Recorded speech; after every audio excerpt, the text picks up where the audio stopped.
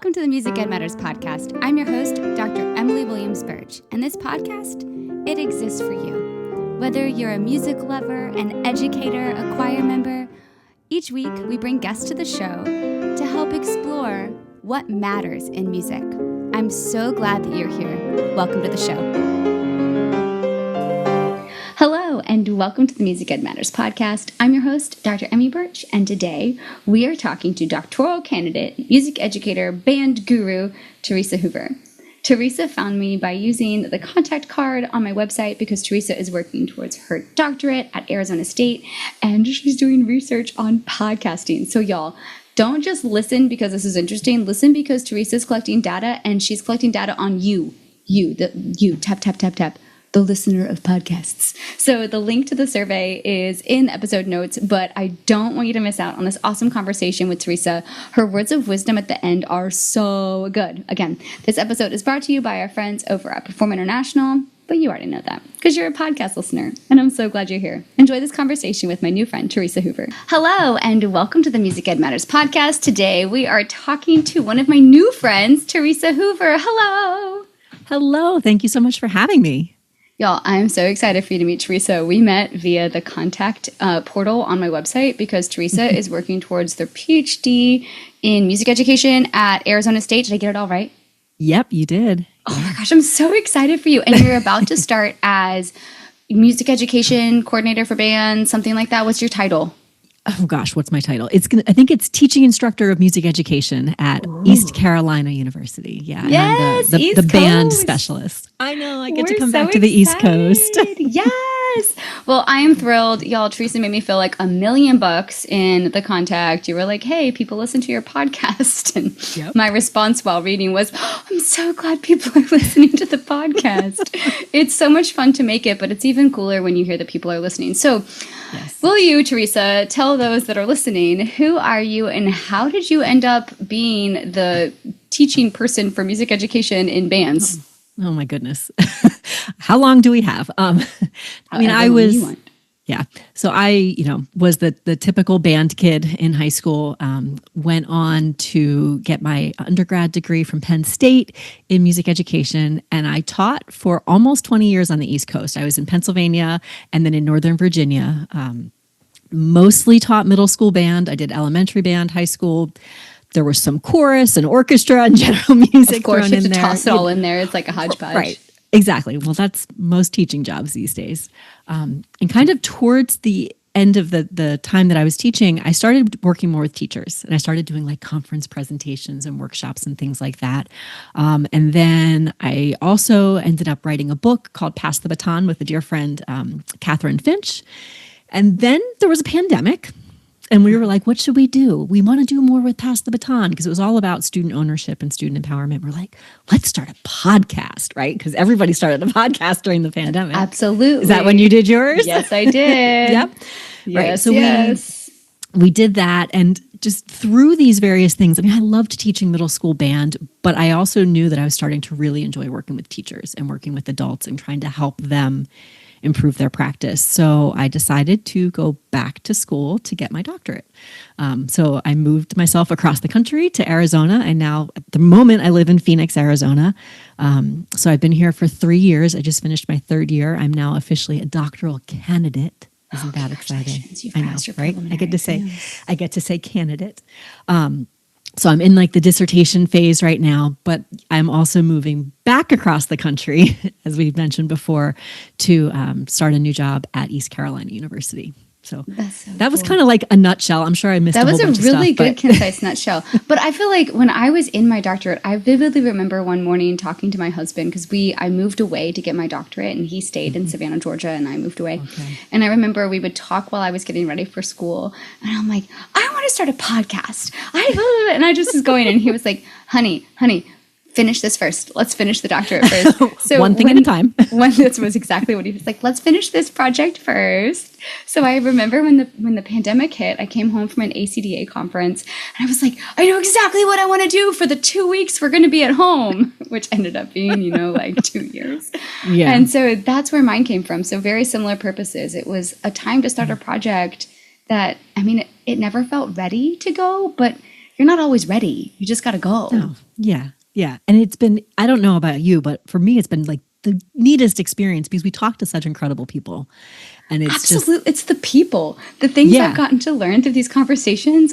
Like, I love our listeners, but heavens, I think I would do this just because of the conversations. Yeah, same.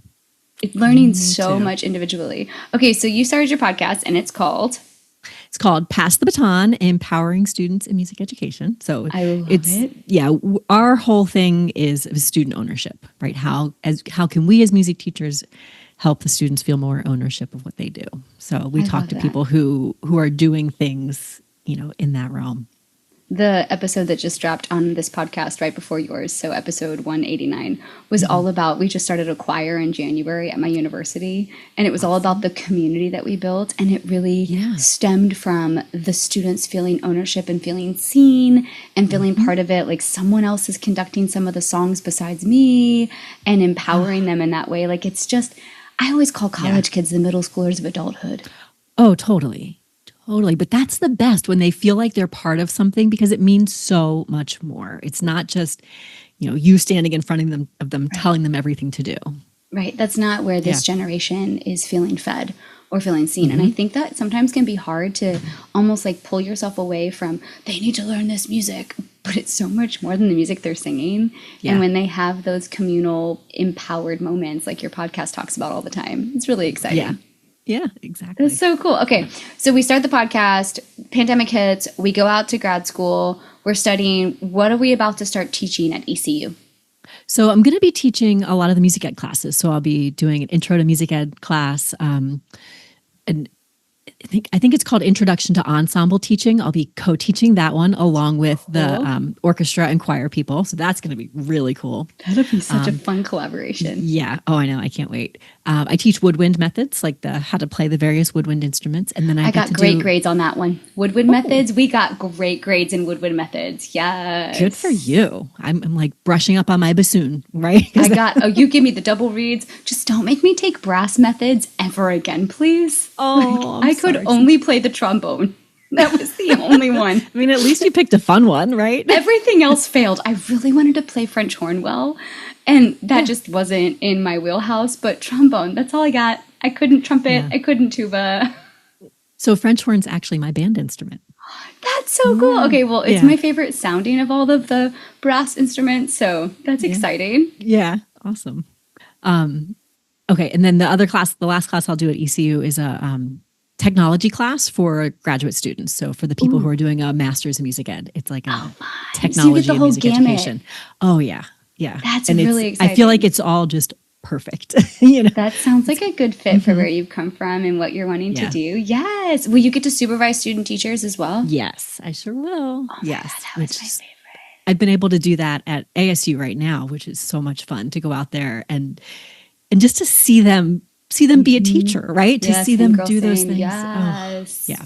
Oh, it's so inspiring. I know when Alex Gardner and I wrote The Business of Choir, it's divided into 3 sections because I taught Intro to Music Ed, Elementary Methods, and Secondary Methods, and each of the sections was designed to go with each of those classes because while they were learning about how to run a classroom, they also needed to learn how to run the business of a music area. Because it is very much business related. Yeah, it is. And it's something we don't always talk about when we just think about the music, but there's so much more to what we do. Oh my gosh, that's so exciting. Okay, so let's get into the meat and potatoes because your dissertation is in process. You are a doctoral candidate. So tell us, what is your topic for your dissertation? So I am investigating basically why music teachers listen to podcasts. Right?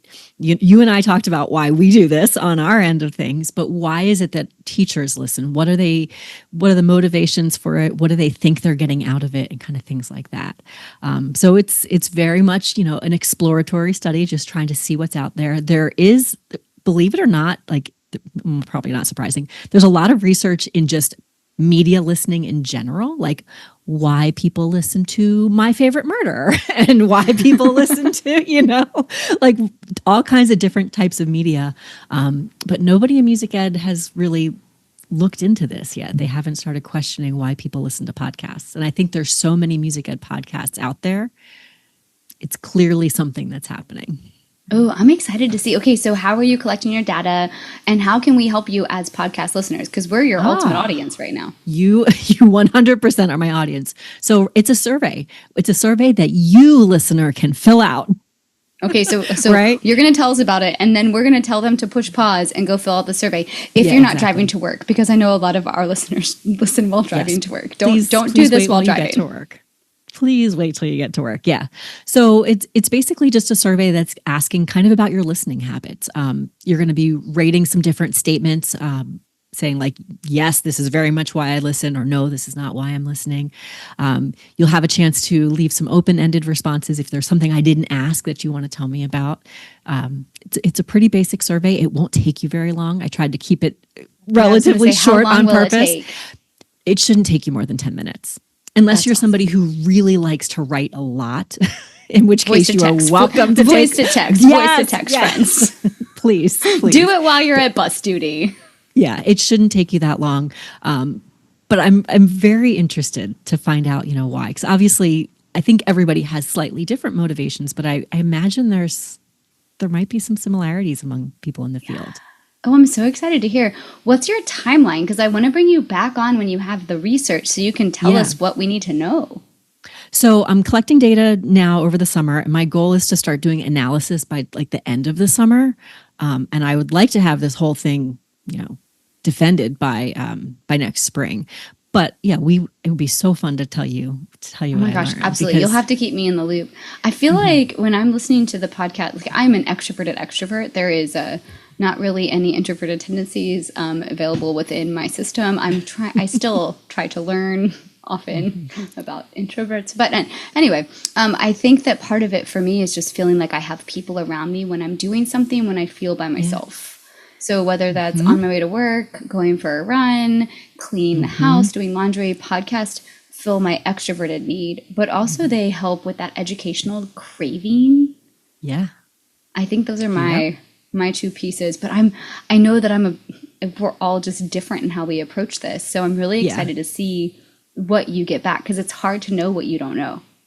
Right. It's exactly it. Like, again, I know why I listen, and I know why I have created a podcast and why we do this every week. But what is it doing for music teachers? And then, is this a medium that we could use to help?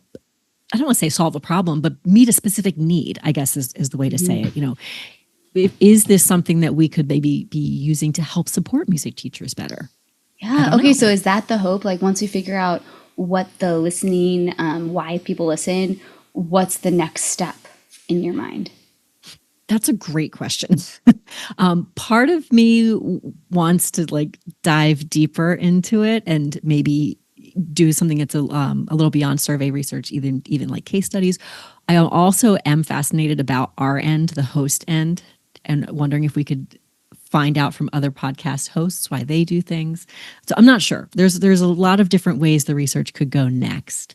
I might also just enjoy my new job and not do any research right away for a second. Yeah, absolutely. Yeah, that might be a thing too. But I want to just see what's out there and how we can best support teachers. 'Cause that's honestly what I like doing is supporting teachers, whether they are pre-service and the undergraduates or, currently in the classroom doing their thing.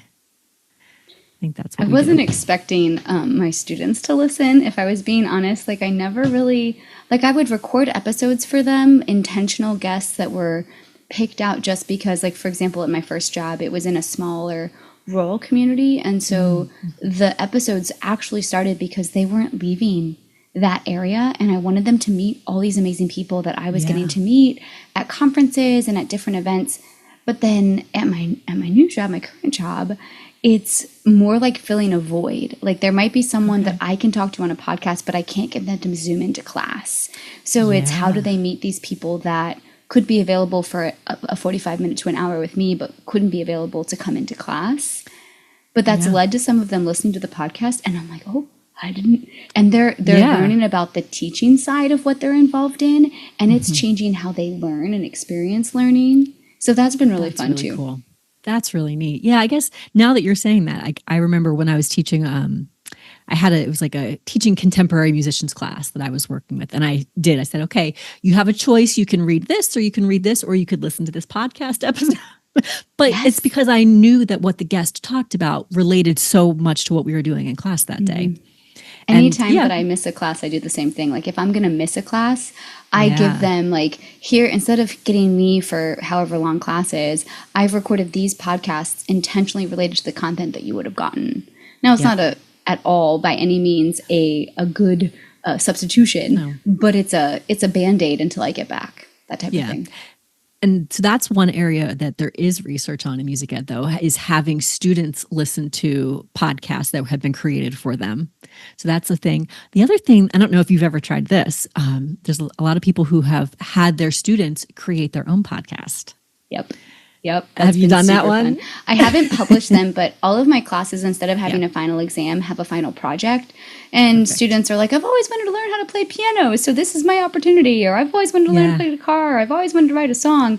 And there's always a few every year that make a podcast. And that's been really fun. A few of them have actually gotten it off the ground, which has been even cooler to see. But we have a podcast class at our school because I'm in the Department of Sound Design. Yeah. So there's like a whole podcasting class, which if we're going to talk about a little imposter syndrome, I sometimes get nervous because I work in the Department of Sound Design and Acting at this institution. And I'm like, I'm not an actor and I'm not a sound designer, but I have a podcast. I hope it doesn't suck. Well, it clearly doesn't suck. Well, thank you. We are so thankful for the listeners that are here for the conversations. I love that there's research, though, on how to use podcasts with your students. So what are some of the ways that people say they're using podcasts with their students? A lot of it has to do with like a reflective, as a piece of reflection, allowing students to dig into something and then be able to talk through how they felt about it. There was one research article, and of course I'm going to forget who it was by, apologies to that person, where they talked about how the students, it was very similar to like the Switched on Pop podcast, where they had to like analyze a piece of music and then talk about what they thought and how they interpreted it. And it's just neat ways. It's a different way for students to be able to express themselves and to share what they know. There was even one article that suggested using it as a piece of advocacy. So between the teacher and the students, using it as hey, here are the great things going on in our music department, community members and parents and school board, right? So they use it as like just to share all of the great things that were happening within the department. It's kind of That's really cool. A good idea. Mm-hmm. I mean, the episode that just released the 1st of June for this year included like a voice memo. I felt so called to voice memo one day on the way to work. I never do that. But then I had the students earlier in the quarter, like, why do you sing in a choir? Why are you in an ensemble? And they had an option. It wasn't a mandatory assignment. It was just an optional thing. And the ones that did send it ended up being such a meaningful thing to hear, I think. And that was in the episode a couple weeks ago. But I feel like that's such an easy project to put together. Like everybody find a space in the room, grab your voice memo, and just tell me why. Why are you here? What are you hoping to gain? And when you're doing it that way, when you're just speaking privately into your phone, it takes away some of that. It's not as scary, right? It's me standing up in front of the class and saying why I'm here. Nope, I'm just sitting over here quietly and I can record. So it helps, I think, people feel a little bit more comfortable doing it. Oh, I just think it's such a cool medium that we've developed in our field, and like something that started as such almost like an elusive thing. I remember there used to be only a handful of them, and in the last 5 or 10 years, are you going to actually give some type of research in what all the podcasts are that exist right now and where they came from and how long they've been around and all that? I'm not sure. It'll probably go into the dissertation somewhere. I don't exactly know how, but I haven't necessarily gone back. The problem is it changes all the time, right? So if you go into like Apple Podcasts and search for music education, you're going to come up with all kinds of different things. Some of them aren't active anymore, meaning some of them, they haven't posted episodes, maybe even in years. Some don't use the word music education in their title. So when you search, it doesn't necessarily come up. So it's kind of hard to figure out what's out there, but it's been fascinating. So one of the reason I reached out to you, Emmy, is because one of the questions I ask in the survey is, what podcasts are you listening to?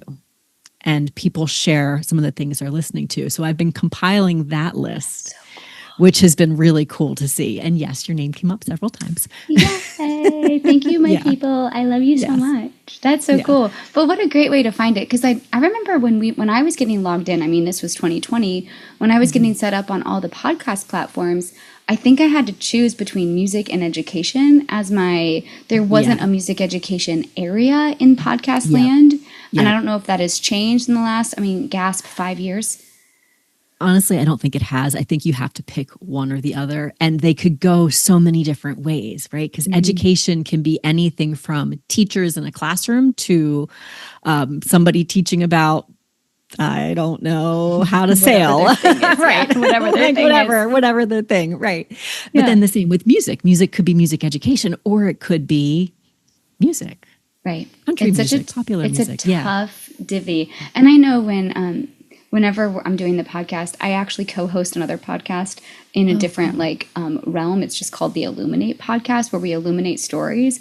And sometimes the episodes will cross-pollinate, and sometimes they really won't. And I think that that's also an important piece of the puzzle is like sometimes this is so niche, and sometimes it's just so interesting for the general pop. Yeah, absolutely. The other thing that I'm finding fascinating is I'm looking specifically at music teachers and why music teachers listen to podcasts, but it doesn't have to be a music education podcast that might speak to a music teacher and influence what they do in the classroom. Hey, we were just talking about Cal Newport and Deep Work. Exactly. I'm telling you, that book changed my life. And I know that podcast is also super helpful. Yeah, it is. And yes, it has influenced me as a music teacher. Does Cal know anything about music? Probably not. Probably not. Does he know that he has a posse of music educators that are like, have you read Deep Work? Yeah, exactly. Although last episode on his podcast, he actually had a musician that was one of the so he does this thing where he has people call in and they'll ask questions, and they're all pre-recorded, obviously. But it was somebody who was a musician. They were talking about their how they practice and how they schedule their deep work. Deep Work, yes. When I had my last job, I read that book in my other job, and I was like, okay, how do I plan my whole schedule around this process? So unfortunately, in my new job, it is not possible because we're on a quarter system. And let me tell you, a 10-week quarter system is like a roller coaster. Wow. Don't stop for go. Just keep rolling. So I know that I have to use the whole summer to deep work. That makes sense. But at least you know that and you can plan. Absolutely. Yeah. There's nothing's getting written or recorded during a quarter at all. Wow. That's a lot. Quarters are crazy. But this is such an exciting thing. Okay. So listeners, once you reach your final destination, not to reference the early 2000s film, please make sure that you click the link in the episode notes so that Theresa can get as much data as possible. Yes. We'll share it out on the social medias. If people want to find out more, is there a way that they can find and follow all of your adventures as you continue this research? Yes. So to follow me and not just the the survey. Yeah. The easiest place if you want to just kind of see various adventures is Instagram. It's just Musical Theresa. If you do that, you're going to see everything from my podcast to my teaching to running and exploring. My dog. You'll get lots of pictures of my dog there. Yes, the dog is fresh, y'all. The dog made an appearance before the podcast. Yeah, he's now quietly sleeping at my feet. You can also find my website, which is Off the Beaten Path in Music. That's my stuff. And then Pass the Baton is my book and podcast. So, so cool. Okay, now before we hang up, what's the one thing that matters? What's the one thing you want the listeners to walk away from this episode other than take the survey? I think it's this idea of find the thing that makes you excited and do more of that. So if it's podcast listening, it's going to help you enjoy your teaching more, do it. If it's going to be reading books or going to conferences or just having coffee with your friends, right? I think we as music teachers need to figure out how to fill our buckets, because sometimes it gets lonely, it gets tiring, it gets all of those different things. So whatever that's going to be for you, go for it. And, don't be afraid to call up your music teacher bestie and be like, hey, we need coffee. Even if it's Zoom coffee, right? Just absolutely. Find those people. Absolutely. And you can always reach out and tell us who you need to see on the podcast or hear on the podcast. We're always looking for great guests. That's how Theresa and I found each other. So thank you for coming on the podcast and sharing your story. Thank you so much. Thank you. I appreciate this. What did you learn? How was it? Did you enjoy that conversation? Isn't podcasting so cool? Thank you for listening. Thank you for being the reason that these episodes happen and that these episodes work. I'm so thankful for you. And so is Theresa. I hope that you can take a second, click the link in the episode notes and fill out Theresa's survey. We want to figure out why people are listening to podcasts and make sure that we're getting you all the information you need. Because in case no one has told you today, music matters. We all know that our music ed or non-music ed podcasts matter. And I'll see you next time on the Music Ed Matters podcast.